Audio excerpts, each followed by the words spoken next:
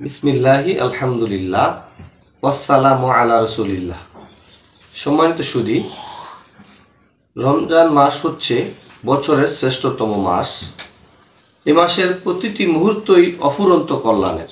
অতএব এই মাসের প্রতিটি মুহূর্তকে কাজে লাগানো প্রত্যেকটা মুমিনের দায়িত্ব এবং কর্তব্য। আর যদি এই সময়টিকে কাজে লাগানো যায় তাহলে সফল কাম হওয়া যাবে। আর যদি এই সময়কে হেলায় ফেলায় নষ্ট করে দেওয়া হয় তারা হচ্ছে সবচেয়ে বেশি চরম দুর্ভাগা। এই প্রসঙ্গে রাসূল সাল্লাল্লাহু আলাইহি সাল্লাম বলেছেন, যে ব্যক্তি এ মাসে একটি নফল কাজ করলো আল্লাহ তাআলা তাকে একটি ফরজ কাজের সমান সওয়াব দিবেন। আর যদি কোনো ব্যক্তি এ মাসে একটি ফরজ কাজ করেন আল্লাহ তাআলা ওই বান্দাকে 70টি ফরজ কাজ করার সমান সওয়াব দান করবেন। সুবহানাল্লাহ। অন্য এক হাদিসে হযরত আবু হুরায়রা রাদিয়াল্লাহু আনহু বর্ণনা করেন, রাসূল সাল্লাল্লাহু আলাইহি সাল্লাম বলেছেন, যে কোনো নেক কাজ যদি আদম সন্তান এই মাসে পালন করে তার জন্য আল্লাহ সুবহানাহু ওয়া তাআলা 10 থেকে 700 গুণ বেশি বৃদ্ধি করে সওয়াব তার আমল নামায় দেওয়া হবে। সুবহানাল্লাহ। তাছাড়া মহান আল্লাহ তাআলা এই মাসকে পাপ মোচনের মাস হিসেবে ঘোষণা করেছেন।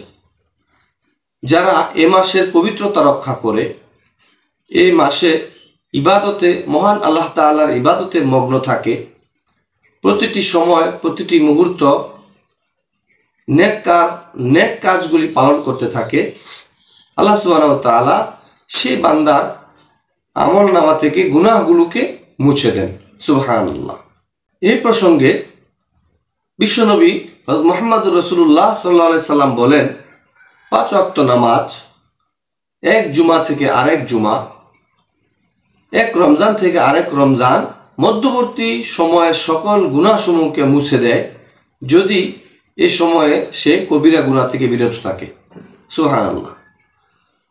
কিন্তু এর বিপরীতে যদি কোনো ব্যক্তি, কোনো বান্দা রমজানের এই অফুরন্ত কল্যাণের সময়কে হেলায় ফেলায় নষ্ট করে দেয়, অবহেলা করে কাজে না লাগায়, তাহলে তার জন্য রাসূল সাল্লাল্লাহু আলাইহি সাল্লাম অভিসম্পাত করেছেন, বদদুয়া করেছেন, লানত করেছেন।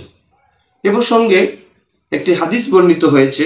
হযরত আবু হুরায়রা রাদিয়াল্লাহু তাআলা আনহু বর্ণনা করেন, রাসূল সাল্লাল্লাহু আলাইহি সাল্লাম একদিন মিম্বারের প্রথম সিঁড়িতে দাঁড়ালেন, বললেন আমিন। আবার দ্বিতীয় সিঁড়িতে দাঁড়ালেন, বললেন আমিন। আবার তৃতীয় সিঁড়িতে দাঁড়ালেন, বললেন আমিন। সাহাবা আজমাইন তখনই জিজ্ঞাসা করলেন, ইয়া রাসূলুল্লাহ, প্রথম সিঁড়িতে আমিন, দ্বিতীয় সিঁড়িতে আমিন, তৃতীয় সিঁড়িতে আমিন বলার তাৎপর্য আমরা বুঝতে পারলাম না, আর ইতিপূর্বে এমন ঘটনা ঘটেনি।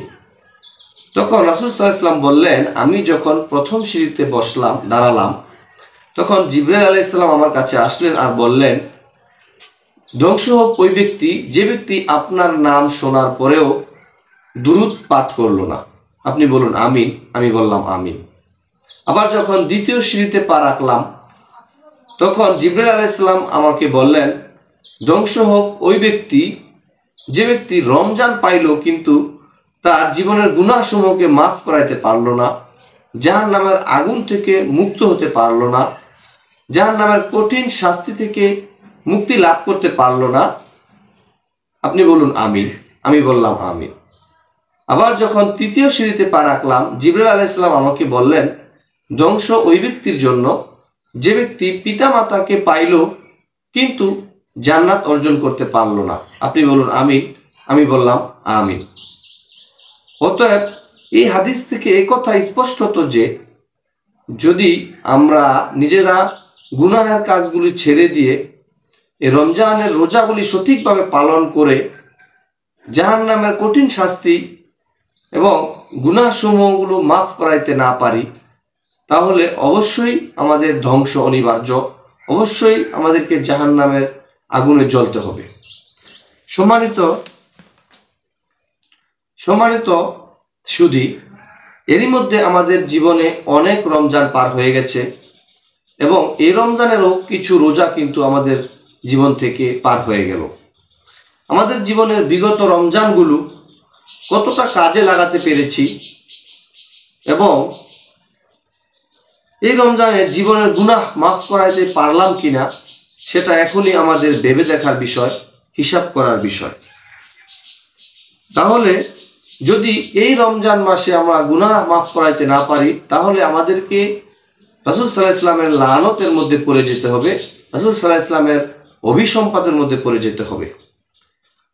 সম্মানিত সুধী, এই অফুরন্ত রহমতের এই মাসে আমরা মহান আল্লাহ তাআলার জন্য কত রাকাত নামাজ পড়তে পেরেছি, রোজাগুলো কতটা একনিষ্ঠতার সাথে পালন করতে পেরেছি, এবং তারাবি নামাজগুলো আমরা কতটা খুশু এবং খুজুর সাথে পালন করতে পেরেছি, কত টাকা এই রমজান মাসে আমরা দান করতে পেরেছি, কতজন রোজাদারকে আমরা ইফতার করাতে পেরেছি, এবং কতজন অসহায় মানুষের পাশে আমরা এই রমজানের এই অফুরন্ত কল্যাণের মাসে দাঁড়াতে পেরেছি, তা কিন্তু হিসাব করার এখনই সময়, যাতে এই কাজগুলো করার মাধ্যমে আমরা জাহান্নামের কঠিন শাস্তি থেকে নিজেদেরকে রক্ষা করতে পারি এবং দুনিয়ার জীবনে গুনাহ সমূহকে মাফ করায় নিতে পারি এবং জান্নাত অর্জন করতে পারি।